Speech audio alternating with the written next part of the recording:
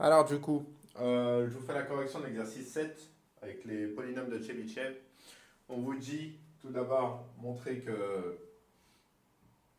pour la question 1, on vous demande de montrer que pour tout t appartenant à R, on a cos de 2t qui est égal à P de 2, P indice 2 de cos t, avec P un polynôme. Et ce que je vais faire du coup, c'est que je veux montrer qu'une propriété est vraie pour tout. Je vais dire soit t appartenant à R. On a cos de 2t qui est égal à, je vais l'écrire sous la forme de cos t plus t, dans le but d'utiliser la propriété cos de a plus b qui est égal à cos a cos b moins sinus a sinus b, les formules de duplication. Hein. On retient que le cosinus est méchant, il ne se mélange pas, et en plus de ça, il fait un peu des trucs bizarres, il veut induire en erreur, donc le plus il transforme en moins, et voilà. Du coup ça donne cos t moins sin t sin t. Sauf que nous, on veut que du cos. Du coup, là, j'ai cos carré moins sinus carré. Le sinus me gêne. Je vais le réécrire sous la forme de 1 moins cos carré. Et là, j'obtiens 2 cos carré de t moins 1. Donc on a bien, c'est bien, ça s'écrit bien sous la forme P2, je vais écrire comme ça, je vais aligner les signes. C'est bien égal à P2 de cos t avec P2 de la fonction qui a x associe 2x carré moins 1. Voilà. Je remplace le cos t entièrement par du x. Ça marche. Ensuite, dans la question 2, on vous demande de montrer que pour tout n supérieur ou égal à 2, pour tout t appartenant à R, on a cos de n plus 1 fois t plus cos de n moins 1 fois t qui est égal à 2 cos nt cos t. Et du coup, je veux dire soit t appartenant à R, donc c'était n déjà positif, n supérieur ou égal à 2, et t appartenant à R. On a, et du coup, cos de n plus 1 fois t, plus cos de n moins 1 fois t, ça je peux l'écrire sous la forme cos de nt plus 1, nt plus t, plus cos de nt moins t. Je l'écris sous la forme cos a plus b, cos a moins b. Et du coup, je vais utiliser la formule de duplication. Donc ça me donne cos nt cos t, moins sinus nt sinus t, plus cos nt cos t, moins, plus, pardon, sinus nt sinus t. Ça change les signes. Hein. Le signe qui est au milieu, là, c'est un moins, donc ça devient plus. Ce plus devient moins. Qu'est-ce qu'on remarque? Les sinus se simplifient. Moins, plus, ça simplifie. Et du coup, il ne me reste plus que 2 fois cos nt cos t. Voilà. Donc ça, c'était la question 2. Je vais juste, parce que là, je vais effacer pour faire la question 3, je vais me noter ici les choses qui sont importantes à retenir. Donc on retient que cos de 2t, c'est 2x, c'est 2 fois cos t au carré, moins 1. Voilà. Pour l'instant, je retiens ça. Voilà. Ensuite, on nous demande dans la question 3 de déterminer, d'exprimer sous la même forme que cos de 2t, cos de 3t et cos de 4t dans la question 3. Et du coup, je m'intéresse à cos de 3t. Comment est-ce que je peux faire là, à partir des données dénoncées? Eh bien, il faut que j'utilise la question précédente. J'ai cos de n plus 1 fois t fois cos de n moins 1 fois t qui est égal à 2 fois cos nt cos t. Ici, si je veux cos de 3t, je fais en sorte que le coefficient là, entre n plus 1, n moins 1 et n, le plus grand, soit égal à 3. Ça voudrait dire que n plus 1 est égal à 3. Mais si n plus 1 est égal à 3, eh bien n c'est 2, tout simplement. Et du coup, je vais utiliser cette formule je peux calculer ça et j'utilise le reste. Du coup, j'écris directement.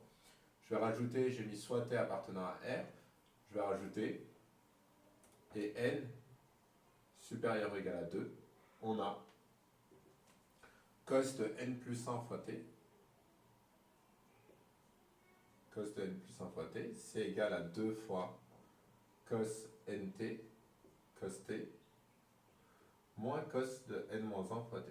Ça, c'est la formule que je vais utiliser pour déterminer cost 3t et cost 4t. Et du coup, d'où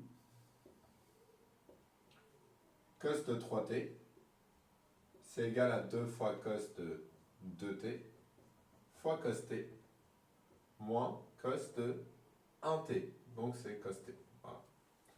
Je vais mettre cost t directement sans les parenthèses, on s'en fiche. Hop. Voilà. Et du coup, bon, je peux effacer cette partie-là. On obtient ici 2 fois cos de 2t, je le réécris sous la forme 2 cos carré de t moins 1, fois cos t moins cos t. Voilà. Je développe, donc ça me donne 2 fois 2, donc 4 fois cos cube. Zut, j'ai mis 2. 4 cos cube de t moins 2 cos t, 2 fois 1 cos t moins cos t. Et du coup, j'obtiens, bon, j'aurais pu mettre directement moins 3 cos t. Voilà, hop. Moins 3 cos t. Je fais ça, je suis limité dans mon tableau. Donc là, je vais écrire ça sous la forme P3 de cos t. Avec P3, c'est la fonction qui a x associe, du coup, 4x au cube moins 3x. Et moi, je vais me le noter ici, le cos de 3t. Pourquoi? Parce qu'après, il y en a besoin. Pour calculer le cos de 4t, je vais en avoir besoin. Donc ça me donne 4 cos cube de t moins 3 cos t. Voilà. Hop. Ensuite, du coup, cos 4t. Je ne sais pas si je vais en avoir assez de place ici, j'espère. Je vais aller un peu plus à gauche. Donc cos 4t. Hop, je l'écris du coup sous la forme 2 fois cos de 3t. Cos t moins cos de 2t. Voilà. Et là, je vais remplacer. Donc cos de 3t, je le remplace. Ça me donne 2 fois, je l'ai calculé juste avant, 4 cos cube de t moins 3 cos t fois cos t moins, et cos de 2t, je l'ai déjà calculé aussi, ça donne 2 fois cos t, cos carré de t, moins 1. Est-ce que c'est bon? Cos de 2t, c'est ça. Cos de 3t, du coup, c'est ça. 4 cos cube moins 3 cos. Ok, du coup, je développe. Ça me donne 2 fois 4, ça fait 8. Donc là, j'ai 8 cos 4 de t, moins 6 cos carré de t. Et du coup, ici, j'ai moins 2 cos carré de t, plus 1. Et du coup, ça me donne 8 cos 4 de t, moins 8 cos carré de t, plus 1. Et ça, pour le coup, c'est P4 de cos t, avec P4. C'est la fonction qui a x associe 8x4 moins 8x carré plus 1. Voilà, je vérifie juste que j'ai pas mis de bêtises. Ouais, c'est bon. C'est bon pour tout le monde. En principe. 8 minutes. Alors, on suppose que pour tout entier n supérieur ou égal à 2, que pour tout k allant de 2 à n, il existe une fonction polynôme pk telle que cos de kt est égal à pk de cos t. Montrer qu'il existe une fonction polynôme pn plus 1 telle que cos de n plus 1t est égal à pn plus 1 fois de cos t. Qu'en déduit-on? Alors ici, en fait là, ce qu'on est en train de faire, c'est qu'on suppose que c'est vrai jusqu'à n. On est en train de faire une hérédité ici. On est en train de montrer qu'il existe une suite de polynômes qui est bien définie, qui vérifie cos de nt est égal à p indice n de t. Et du coup, ici, on part que sur l'hérédité. L'initialisation, elle est déjà faite. L'initialisation, c'est cos de 2t là. Ou même l'initialisation, ça aurait pu être cos de 1t. 1t, c'est cos t. Le polynôme existe, c'est l'identité, c'est x. Voilà. Donc ici, comment est-ce que c'est rédigé? On suppose pour un entier n supérieur ou égal à 2 que pour tout k allant de machin, il existe une fonction pk. du coup, soit n supérieur ou égal à 2, et on sait que pour tout k appartenant à l'intervalle d'entier 2n, cos de kt, c'est égal à pk de cos t. Voilà. Avec pk un polynôme. C'est ce qu'on nous dit. Avec pk un polynôme. Et du coup, on veut montrer que cos de n plus 1 s'écrit aussi de cette sorte-là. Mais du coup, on a...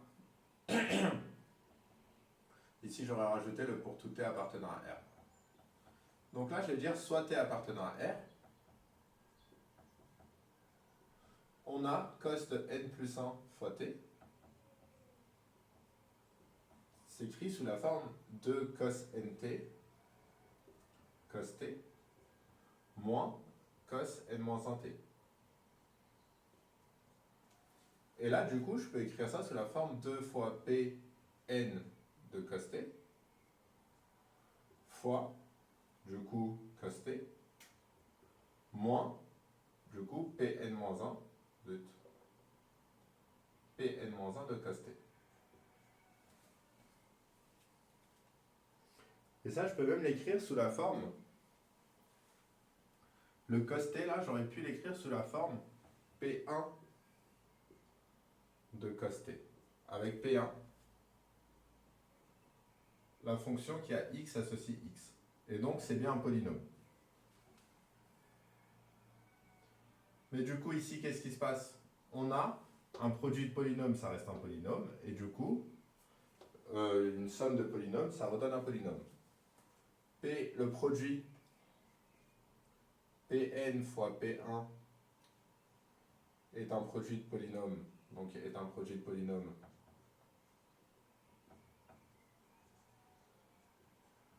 est un polynôme.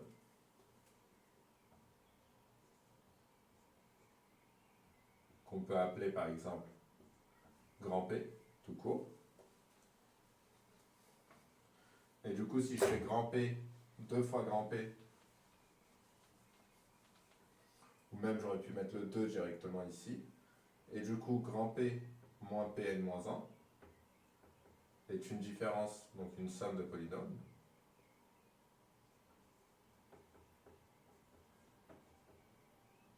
Donc, est aussi un polynôme.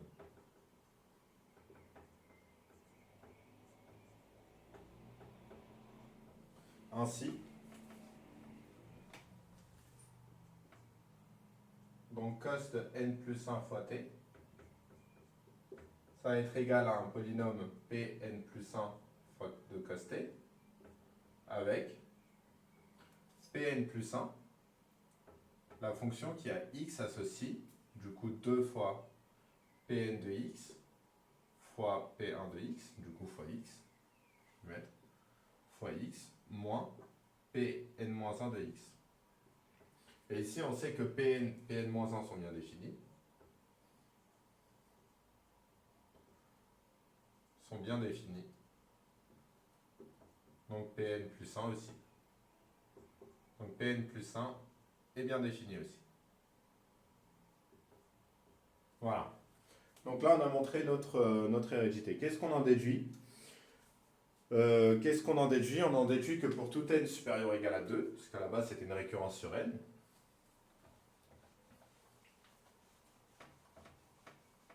ça commençait par un soit n, en fait c'est une récurrence sur n ici, pas sur k, parce que le k il peut prendre toutes les valeurs. Conclusion, c'est que pour tout n supérieur ou égal à 2, pour tout t appartenant à R, cos de nt s'écrit sous la forme Pn de cos t, où Pn est un polynôme. Ça, c'est notre conclusion. Donc cos de nt, je peux l'écrire toujours sous la forme d'un polynôme en cos t. Voilà. Exprimer P5 puis résoudre P5 de x égale 0. Donc là, P5, j'aurais dû marquer P4, j'ai pas marqué P4. De mémoire, cos de 4t, de mémoire, c'était 8 cos 4 de t moins 8 cos carré de t plus 1, je crois, de mémoire, un truc comme ça. Ouais, c'est ça. Et du coup, ici, on veut, dans la question 5, on veut P5. Enfin, je sais plus si c'est la question 5 ou non.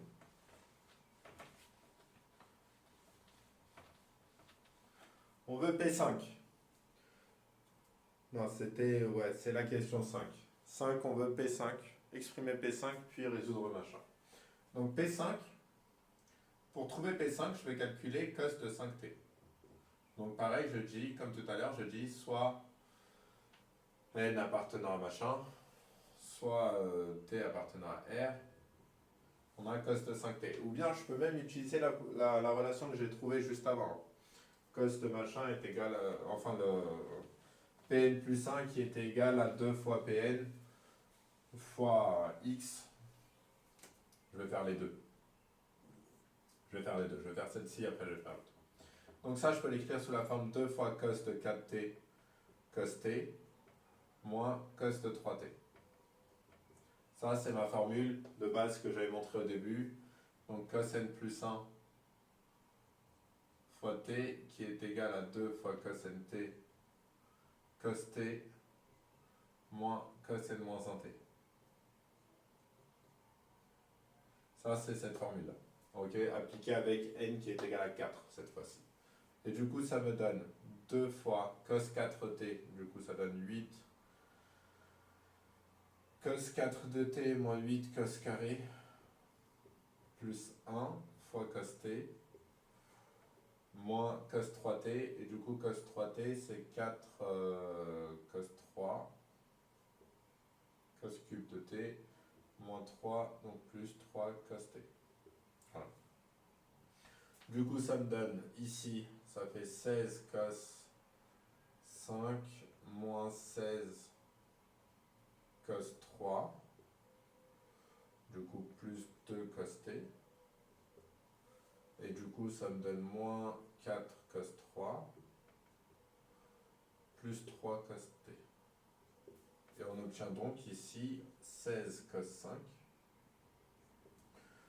moins 20 cos 3 plus 5 cos t. Voilà. Et on peut tout factoriser par cos t ici, vu qu'après on nous demande de résoudre l'équation machin est égal à 0. Donc ça c'est égal à P5 de cos t avec P5, du coup c'est la fonction qui a x associe 16x5 moins 20x au cube plus 5x. Voilà. Ça, c'est ma fonction P5. Ici, j'aurais pu faire autrement. J'ai la formule que j'ai montrée juste avant. J'avais P5 de x qui est égal à 2 fois P4 de x fois x moins P3 de x. Donc c'est à peu près la même chose, mais j'ai pas les cos. En fait, les cos, c'est ce qui est lourd. Donc ça donne 2 fois 8x4 moins 8x carré plus 1 fois x moins, du coup, 4x au cube moins 3x. Voilà. Et là, si je développe, du coup, ça me donne 16x4 moins 16x carré. Alors, je me suis planté. 16x5 moins 16x au cube plus 2x moins 4x au cube plus 3x. Donc, vous voyez, c'est à peu près la même chose. Hein. Donc, 16x5 moins 20x cube plus 5x. C'est juste que les cos, ils sont vachement encombrants, donc ça peut être plus pratique de rédiger ça. Ensuite, du coup, on veut trouver les racines de P5 de x. De P5. Donc ici, on va résoudre. Bon, j'ai le chiffon qui devient tout... Ok.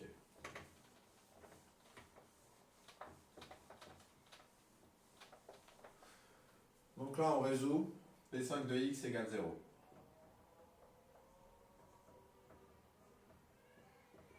P5 de x égale 0. Donc ça équivaut à 16x5 moins 20x au cube plus 5x égale 0. Du coup, je peux factoriser tout par x, ça me donne x facteur de 16x4 moins 20x carré plus 5 égale 0. Et du coup, j'obtiens x égale 0, ou, du coup, 16x4 moins 20x carré plus 5 est égal à 0. Donc là, j'ai une racine, x égale 0. Ensuite, ici, on va résoudre.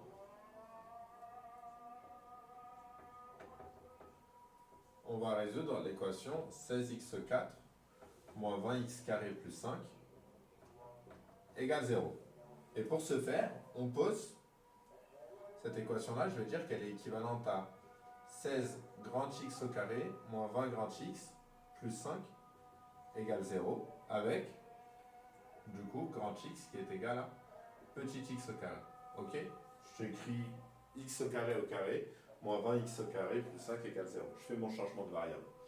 Et là, j'ai une équation du second degré. Pourquoi j'ai fait ça? Parce que là, j'ai que des puissances qui sont paires, 2 et 4. Et du coup, je le vois là. Si je fais mon changement de variable, j'obtiens une équation du second degré. Second degré, je sais résoudre. Donc ici, pour le second degré, on calcule delta. Donc b au carré moins 4ac, ça nous donne moins 20 au carré moins 4 fois 16 fois 5. Donc 20 au carré, ça nous donne 400. Moins, voilà, ça fait beaucoup. 16 fois 5, hop, ça a donné 80, un truc comme ça. 16 fois 5, ça donne 80. 80 fois 4, ça donne 320. Et du coup, ça nous donne 80. Delta est positif. Il y a deux solutions.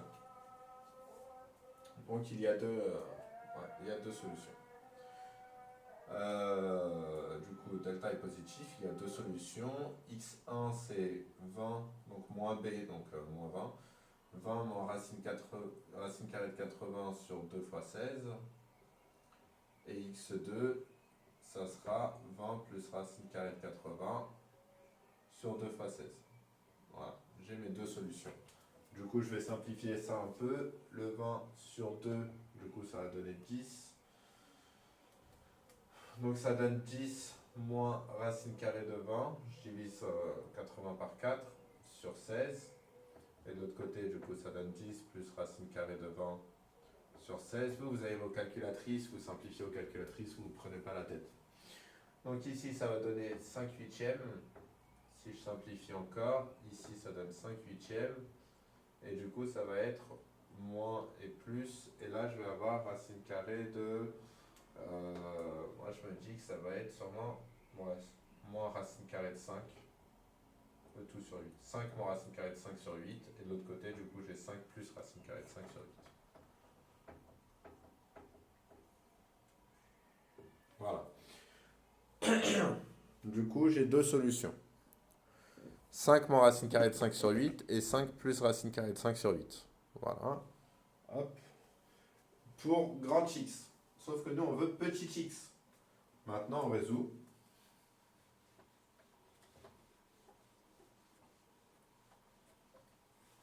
On résout à présent.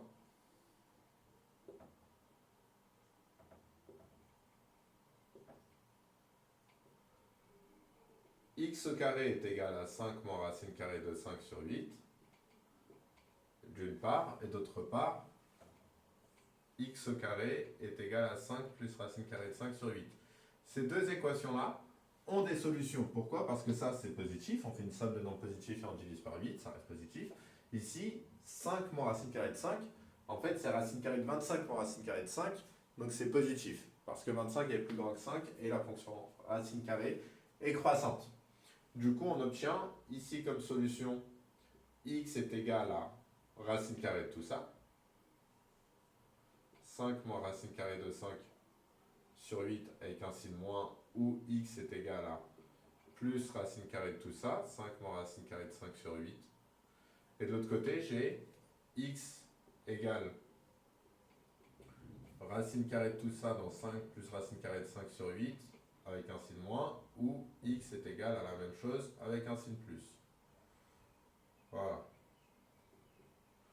Donc j'ai mes 4 solutions avec en plus de ça x0.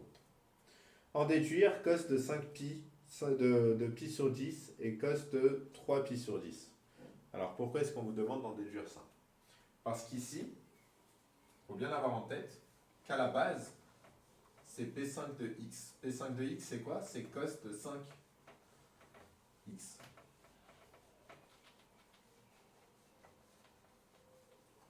Donc, on veut cos de... On nous a dit quoi? Pi sur 10. Cos de pi sur 10. Alors, nous, on a résolu ici, il faut bien avoir en tête qu'ici, on a résolu P5 de x.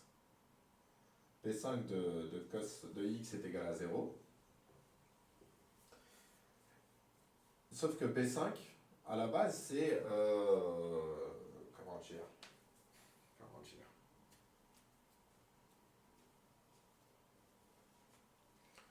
comment dire? En fait, le x ici, l'idée, c'est de le remplacer par un cos. Et du coup, si P5 de cos de t est égal à 0, et bien là, on aura des valeurs ici. Ah là là, comment le formuler? C'est étrange comme formulation. Je suis en train de le formuler un peu n'importe comment.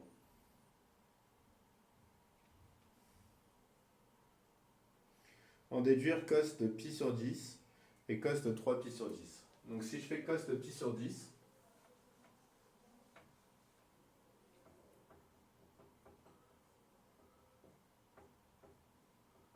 cos de pi sur 10, en fait, moi je vais m'intéresser non pas à cos de pi sur 10, mais cos de 5 fois pi sur 10. Cos de 5 fois pi sur 10, c'est égal à cos de pi sur 10. On est d'accord? De pi sur 2, et du coup ça vaut 0. On est OK. De même, cos de 3 pi sur 10, de 3 fois pi sur 10, de 3 fois 5 pi sur 10, je vais mettre le 5 exprès, 3 fois pi sur 10, c'est égal à cos de 3 pi sur 2, et ça aussi, ça vaut 0. Maintenant, comment est-ce que je vais l'articuler? Ici, on sait que cos de 5 fois pi sur 10, je peux l'écrire sous la forme 2 fois cos de... du coup, c'était 4 pi sur 10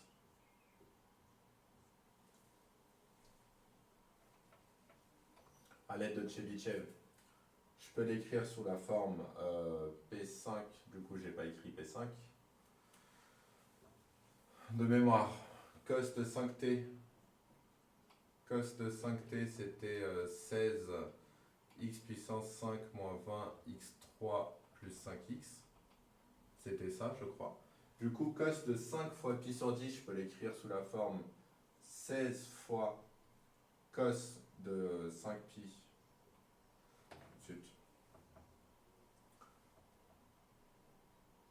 Cos de pi sur 10 à la puissance 5 moins 20 fois cos de pi sur 10 à la puissance 3 plus 5 fois cos de pi sur 10. Voilà. Mais du coup, je sais que cos de 5 pi sur 10, et bien ça, c'est égal à 0. D'où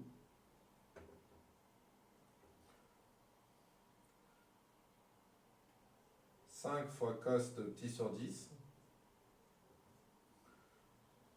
J'aurais dû l'écrire dans l'autre sens. Moi, je suis en train de bugger là. D'où 16 de cos carré de pi sur 10 moins 20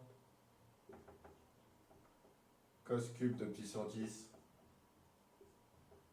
plus 5 cos de pi sur 10. J'ai une idée.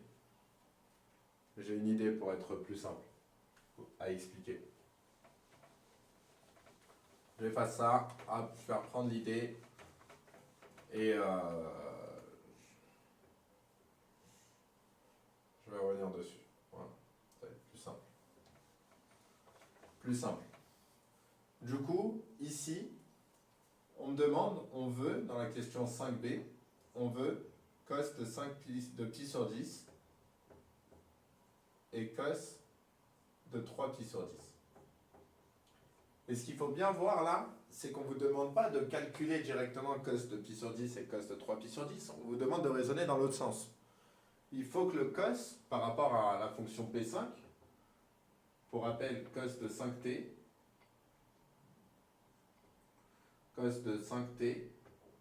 c'est P5, P indice 5 de cos t. Et là, c'est ici qu'il faut le retrouver, ce truc-là. Il est à l'intérieur du P5 de cos t, pas à l'extérieur. Et du coup, je vais faire cos de 5 fois ça. Ok? Donc là, on va poser pour cos de pi sur 10. T, c'est pi sur 10. Et du coup, on calcule cos de 5t. Cos de 5t, c'est égal à cos de 5 fois pi sur 10. Ça donne cos de pi sur 2. Ça simplifie. Cos de pi sur 2, on sait que c'est égal à 0. Mais du coup, qu'est-ce qu'on en déduit par rapport à la fonction P5?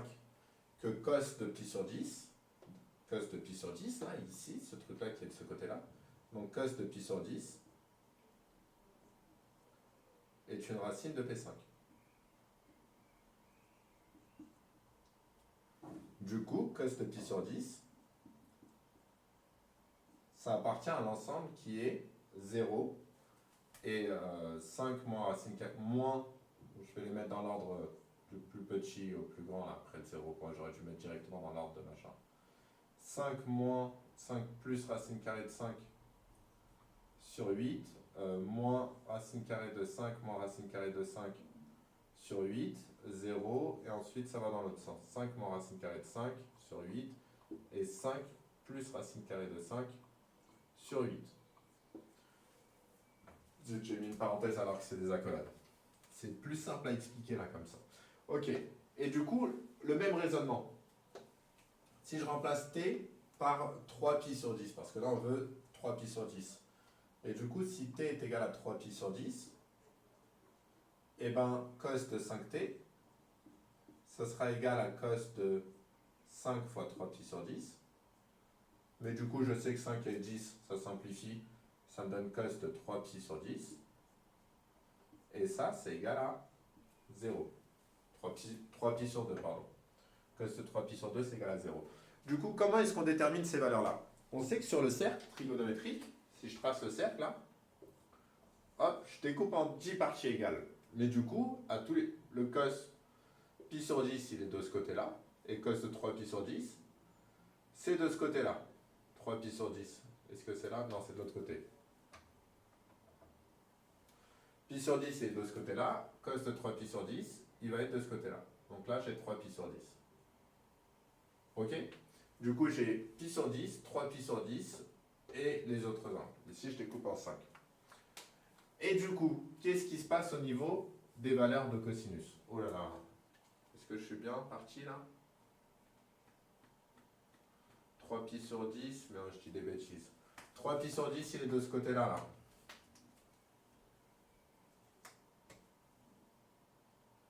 3 pi sur 10. Il faut bien avoir en tête que pi sur 10, c'est à peu près, du coup, pi c'est 180, donc ça fait 18 degrés. C'est 18 degrés exactement. Et de l'autre côté, ici, c'est 54 degrés. Hein. Voilà, pour les placer. Mais du coup, le cosinus de pi sur 10, il est très grand. Le cosinus de 3 pi sur 10, il est positif, mais il est plus petit que cos de 3 pi sur 10. Du coup, ici, cos de 3 pi sur 10, on a donc 0, qui est plus petit que cos de 3 pi sur 10. 3 pi sur 10, qui est plus petit que cos de pi sur 10. D'où cos de pi sur 10, c'est la plus grande des valeurs, la plus grande des racines, donc racine carrée de 5 plus racine carrée de 5 sur 8, et cos de 3 pi sur 10, c'est l'autre valeur. Cos de 3 pi sur 10, c'est racine carrée de 5 moins racine carrée de 5 sur 8. Voilà. On aurait pu vous demander cos de moins pi sur 10, et ça aurait donné pareil la même valeur en dessous. Et ainsi de suite. Voilà.